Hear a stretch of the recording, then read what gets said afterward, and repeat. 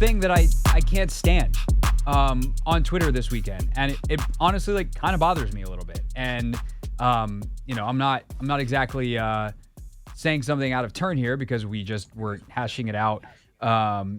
We were just hashing it out, face to face. So I will say the exact same thing now that I just said to him. But like, if you look at what's happened in the NBA finals or the NBA's conference finals, and specifically what has happened with the Heat, right?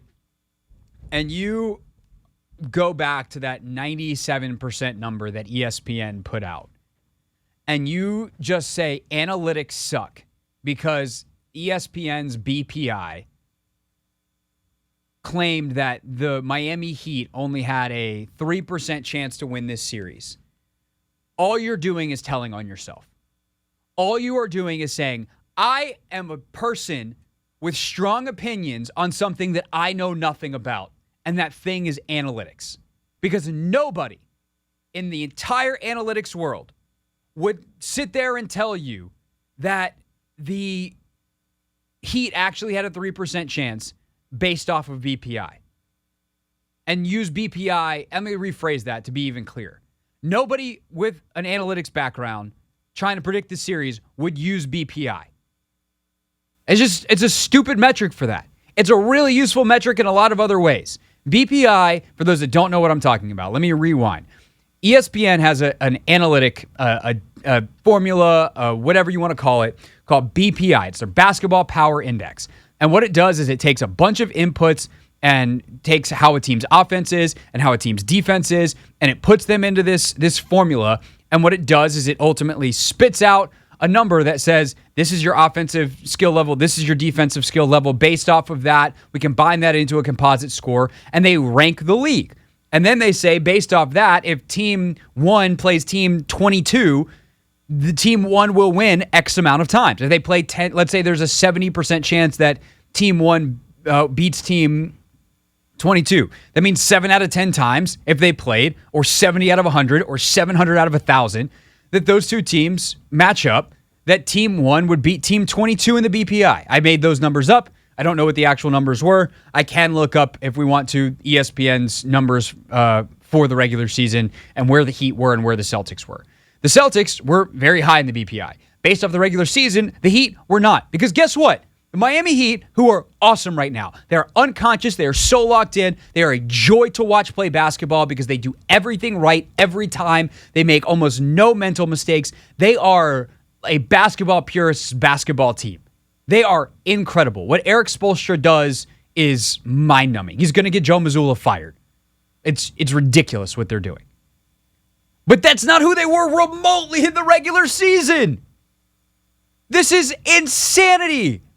Playing at this level doesn't happen regularly, and it certainly doesn't happen from a team that showed zero of this during the regular season. They couldn't shoot. They were turning the ball over. Like, they were playing different lineups. Like, they didn't even try to be this team during the regular season. And this is happening because they were forced to do some stuff with Tyler Hero out and stumbled into some stuff that's awesome for them. Different matchups, different lineups. Motivation, I guess, guys like Caleb Martin stepping up. Caleb Martin's been the third best player in the entire series behind Jimmy Butler and Bam Adebayo, ahead of Jason bleeping Tatum. What are we talking about? If I told you that there was going to be a series that Caleb Martin was better than Jason Tatum, you'd probably say 3% was too high. You would tell me that I'm high. What are we talking about? And so if you just take the regular season data, which unfortunately you have to do, right? Could they redo the BPI and take the formula and do it based off of playoff numbers? Sure. And guess what? The Heat would look a lot better. That's not what ESPN did. ESPN was like, based off our regular season BPI, the Heat have a 3% chance of winning this series, which was correct because that is 82 games worth of data. And they have their formula, and they can't change the inputs. They can't be like, hey, look, they shot 20 or 40, 2% in the or they shot 48% during the regular season. We're going to make that 56 in the playoffs because playoff Jimmy or some numbers like that. Like, they can't just change the inputs. It's a formula. It spits out what it spits out. And this is actually an important conversation, not just to rail against people who want to poo-poo analytics because they don't know what they're talking about. But it's an important conversation because it shows you that when people have data in sports, it's not about having the data. It's about knowing what to do with it. Like, this is kind of the Ron Rivera, Carson Wentz thing. This isn't where I thought this rant was going, but here we are, right? Ron Rivera got up in the podium after the Chicago game last year and, like, pounded stuff and was like, analytics. I looked at the analytics and it told me that Carson Wentz, blah, blah, blah, blah, blah. And it's like, yeah, man, all you're doing is saying that you shouldn't look at analytics because you clearly don't understand the data.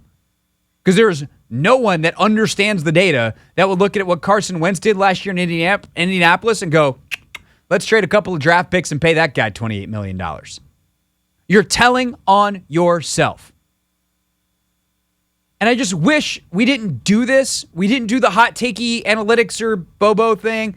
And like, look, Matt Ryan did it. And I think Matt Ryan, in our interview on Take Command last week, he's like, I've been telling people for 15 years that analytics stink. Did we win or lose? And I'm like, well, I didn't really want to get in a fight with Matt Ryan on the first time I ever talked to him. And it wasn't really the point of the interview. But I might circle back to that with Matt Ryan at some point.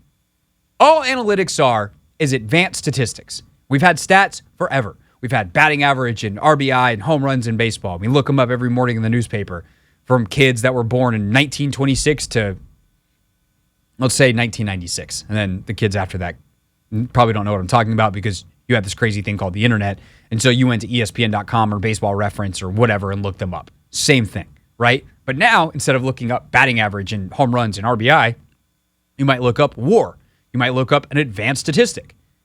And it's harder to trust because you might not understand how it's calculated versus like batting average. Okay, he's at bat 100 times or 1,000 times. He got on base, or I guess not on base because that'd be on base percentage. He got hits 300 times. He's hitting 300. Okay, got it. But what if we told you that it was actually more valuable to figure out how far often he's on base? Okay, now add in the walks, on base percentage. Ooh!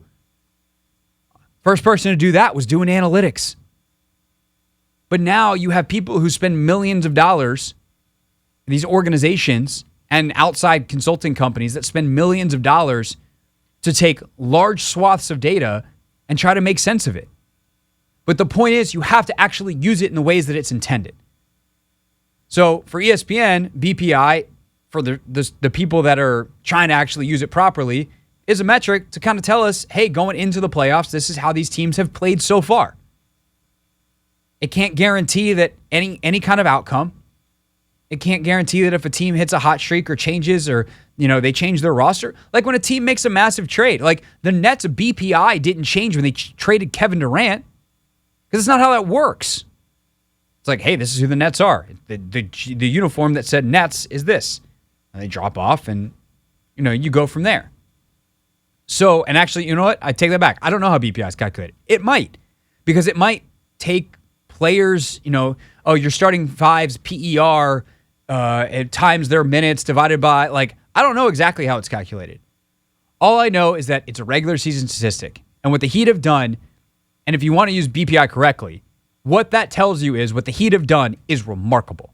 And that's how that should be used.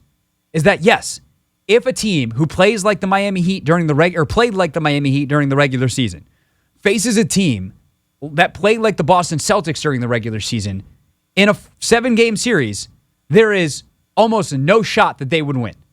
3% chance. Honestly, that sounds high because none of you, all of you that hate analytics, all of you that think I'm just a big old giant nerd and should shut up about this, none of you would have picked the Celtics or the Heat if these two teams matched up in the first round this series or this season.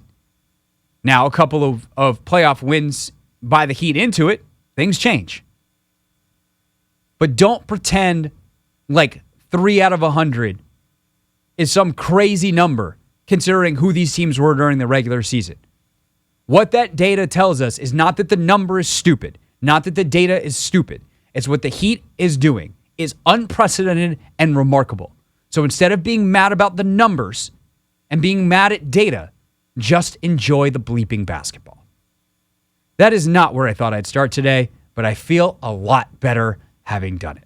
When we get back, what's next for the NBA?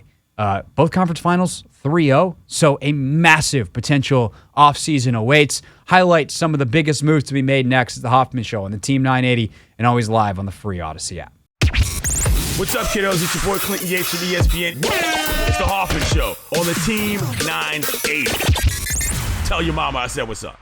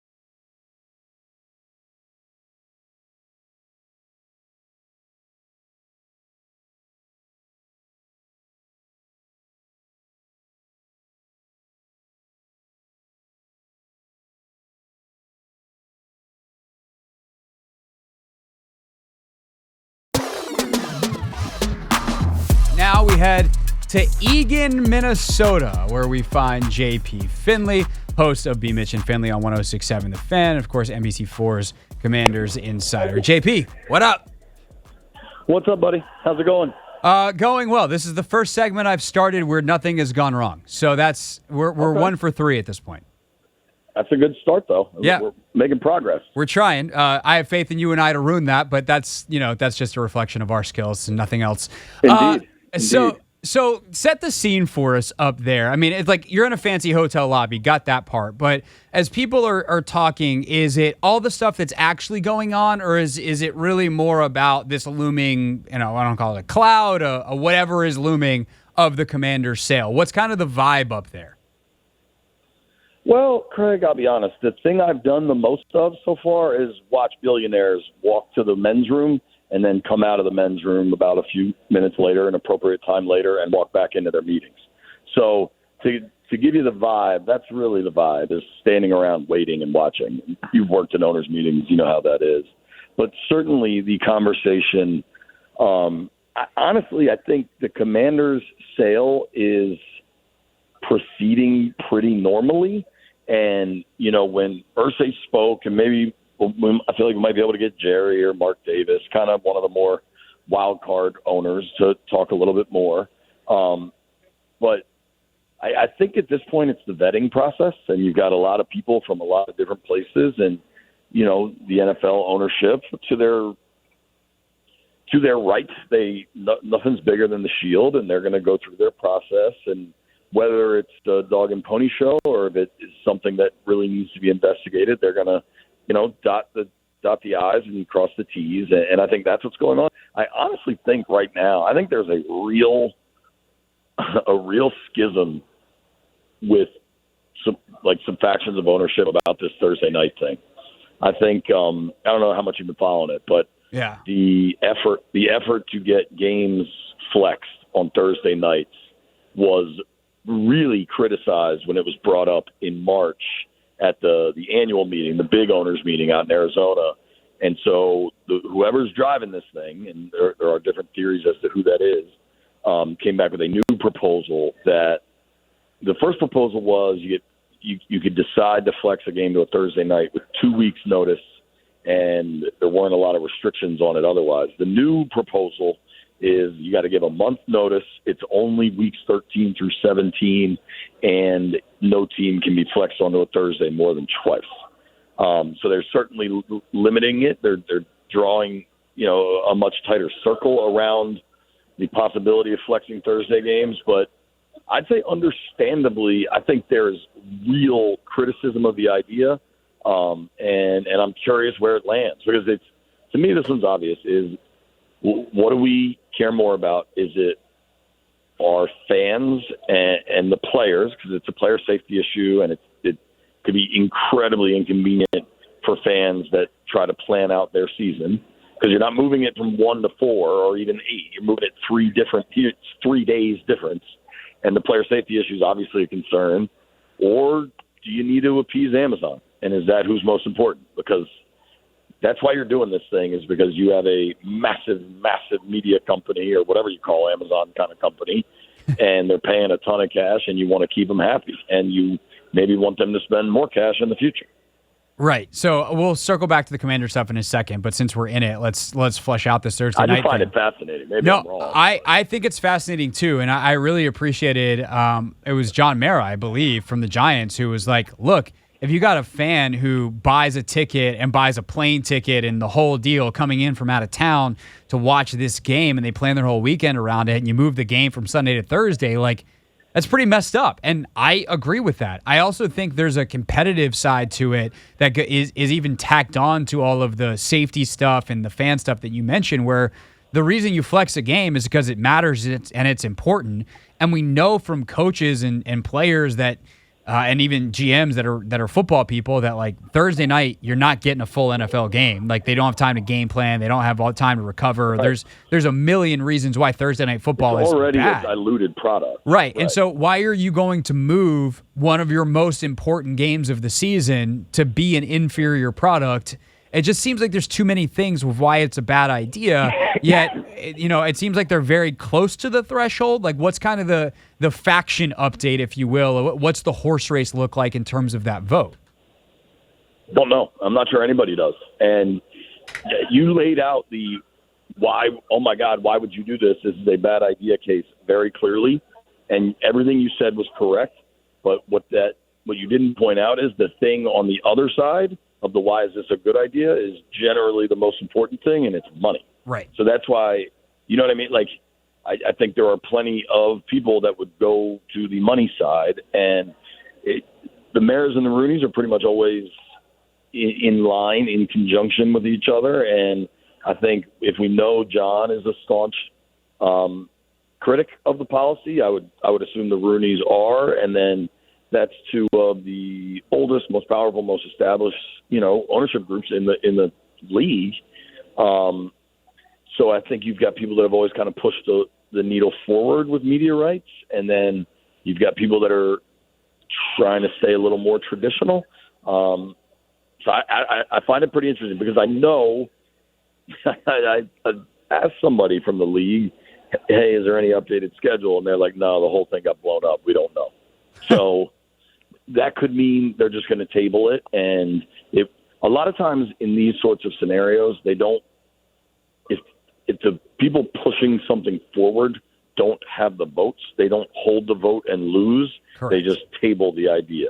And I would not be surprised about that. And remember, you need 24 of 32 owners. So it's a pretty healthy number, and it's not that hard to get 10 people to vote against something.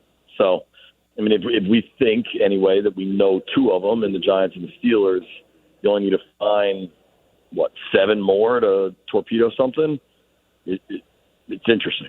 Yeah, no, definitely. JP Finley's with us from the owners' meetings up in Minneapolis. Here's the last thing I'll ask you about this, though, JP, and this is pure speculation. But, like, if I'm the Maras or the Rooneys and I'm making the argument, I would look at all the other owners and go, we're the bleeping NFL. Like, we don't need to appease Amazon, because if Amazon doesn't want it, then Apple TV will. And if they don't want it, then Netflix is ready to get involved in live sports. Like, we're not going to have a problem selling our package to whoever wants to take it as is. We need to make sure that we can fill stadiums, and we would like to have a good product on the field, because in theory that matters to someone somewhere. And the actual football should be a part of this conversation. Is the NFL underplaying its hand here in trying to appease Amazon when it actually doesn't have to, and they can kind of be like, you signed the contract, you're going to pay us the money, and if you don't want to pay us next time, someone else will? Again, all fair points. My guess, and I'm speculating here, but this isn't about this contract. It's about the next one and the next DirecTV or the next Sunday ticket package and the next NFC package, or now it's not even divided up by conference. Like, it's about continuously pushing the gas to have the best possible televised products, and it isn't necessarily about getting another whatever the dollar amount that's staggering, $500 million, $1 billion, $2 billion, whatever that is. It's probably not about that. It's about long-term growth projections. And let's be real, those Thursday games, for the reasons we talked about, are often not great. And then if they're not great between two bad teams late in the year, you got a stinker on your hands. And I think whether it's appeasing Amazon now or trying to eliminate a stinker in prime time for the future, because the other part of this, if we're talking about week 13 through 17, all of a sudden you're putting games with playoff implications in prime time on a night where by week 13, I would think there's not even college football on anymore. Right. I think college football is probably about wrapped up. And all of a sudden, boom, you've got a exclusive must-watch product, whether it's Amazon for now, and it could be Apple TV, it could be NBC. Who knows where that thing could land, but it all of a sudden becomes probably incredibly lucrative. All right, let's go back to the Commanders sale part of this, because I thought the Irsay comments were really interesting, and I don't remember who it was that asked him, but it was kind of like, hey, are you guys looking to change the rules because these franchise values have gotten so high? And he's like, eventually, but like, that's not what we're talking about right now. this deal needs to get within the rules, and we're hopeful that it will do so. But how much of this, because it's kind of the first sale of this kind, the last couple of sales have been monster numbers, but they've been bought by incredibly rich people, of which there aren't that many more literally on the planet to buy teams, especially if they get past Bezos with Seattle, if he were to buy them. How much of this is an educational process for the league to understand what they need to change moving forward so that these teams are better assets and there actually can be kind of a bidding war to have them, as opposed to what we had here where just there's one guy that was able to put together a massive group of people to barely scrape by and have the capital to afford this team? Yeah, I mean, the only thing I would caution, rich people don't like putting their money down is a big difference from scraping together the money to have it. If you look at this group, they have the money. Right. It's a matter of how much do you want to put down versus leveraging other assets, which is what really rich people do. So it's a world we don't even operate in. But, like, the question isn't of do these people have the cash? It's they want to put the minimal amount of cash down. So to me, that's an important kind of delineation when we're discussing it, because I see it on Twitter. The fans are like, oh man, these guys don't have the money for the stadium, or they don't have the money for the practice facility. Yeah, they do. They just want to put as little down as they need to, and the NFL has these requirements. And as these numbers go higher, whoever you think is going to get sold next, if it's the Seahawks, Bezos can do it, right? He can cut a check. But what about the Chargers? What about the Texans? What about the Cardinals?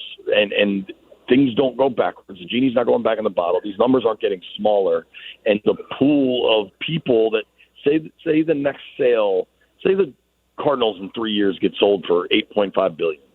How many people on the planet can cut a check for 30% of that?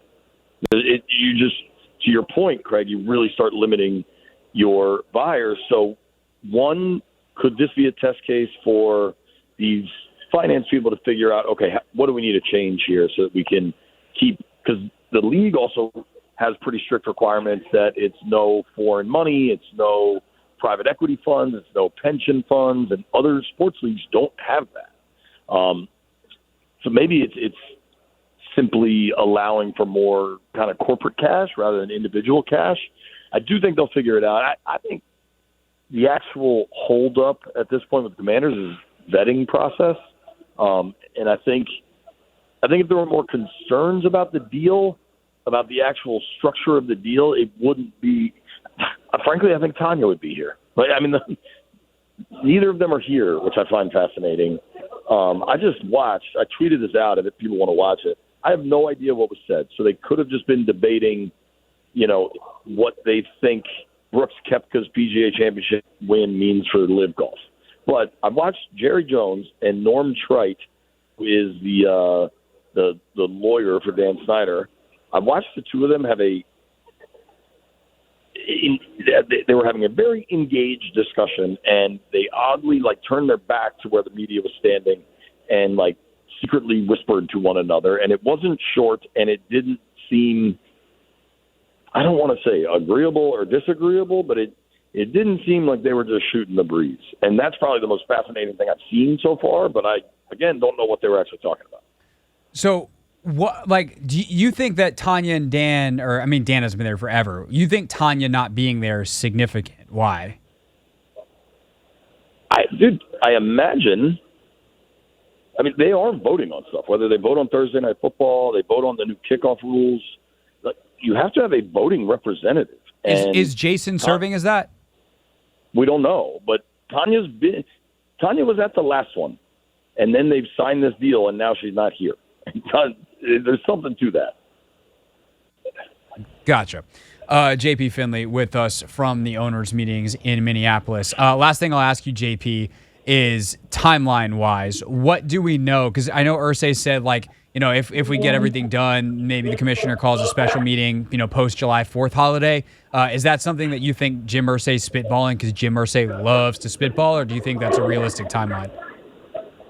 I think it's realistic, and I think if you look at the Denver situation, which honestly has served as a fairly good kind of guidepost for how this process has gone, ignoring the salaciousness and scandals that Dan brings, but they had to call a special session for the Denver deal to get done in July also.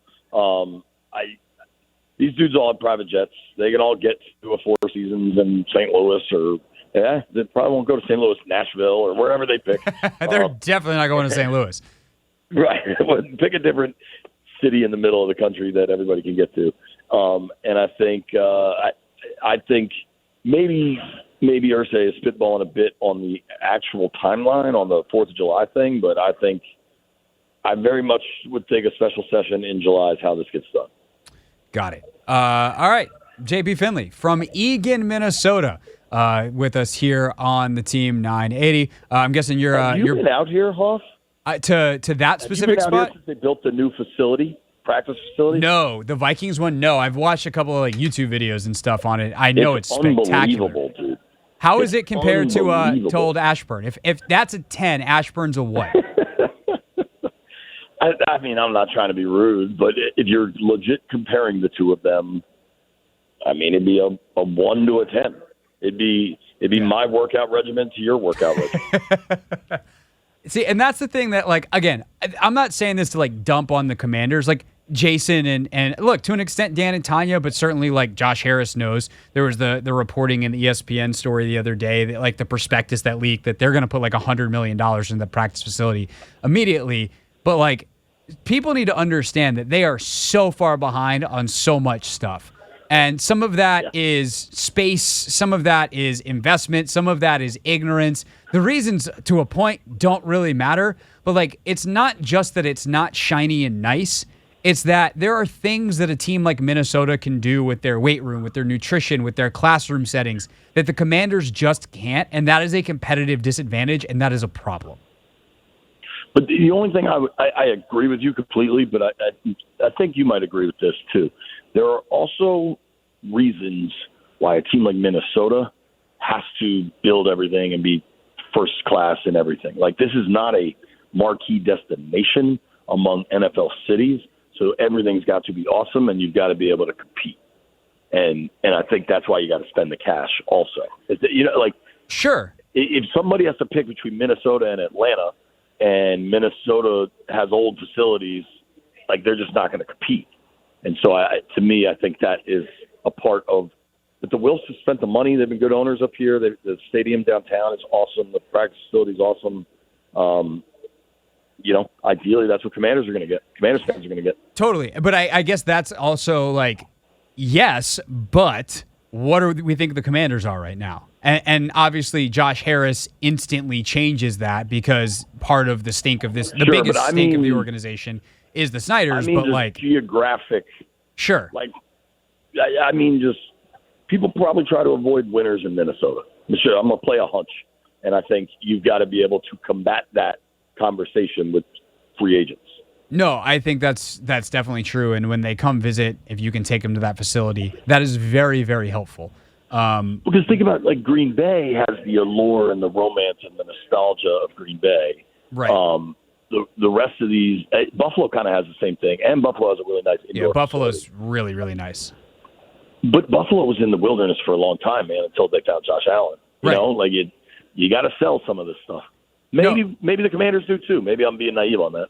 Yeah, I mean, I think they do. But it also, like, I will say this, like, this stuff does matter, and it does make a difference, and it is a competitive disadvantage. But you can overcome that by having Patrick Mahomes, because the Chiefs' facilities ain't that nice compared to what you're talking about in Minnesota. But they got Mahomes, so who cares? My buddy played on the Niners in the 90s when they were quite good, and he said they had to pay for their lunches, and nobody cared because they were competing for Super Bowl. Sounds about right. Them's the breaks sometimes. You have a Hall of Famer at quarterback. It shores up a lot of ills. All right, man. Well, enjoy the rest of the trip. Safe travels, and we'll see you back here later in the week. No problem, dude. Talk to you later. This is the Hoffman Show on the Team 980 and the Odyssey app.